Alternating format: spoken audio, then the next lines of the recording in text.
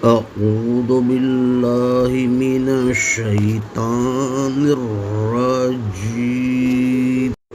بسم الله الرحمن الرحيم.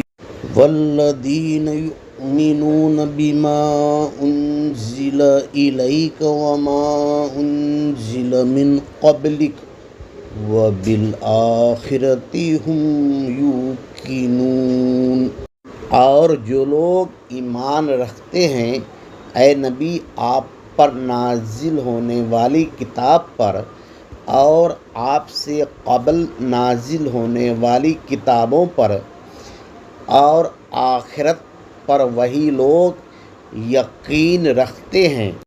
اس آیت میں اللہ تبارک تعالیٰ پھر متقی کو ڈیفائن کر رہا ہے کہ متقی وہ لوگ ہیں جو قرآن پر ایمان تو رکھتے ہی ہیں، ساتھ میں قرآن سے قبل نازل ہونے والی کل کتابیں اور صحیفے پر بھی ایمان رکھتے ہیں اور آخرت پر ان کو یقین کامل ہے، اسی لیے وہ نافرمانی سے ڈرتے ہیں. جو لوگ نافرمانی کرتے ہیں ان کو آخرت پر یقین کامل نہیں ہے.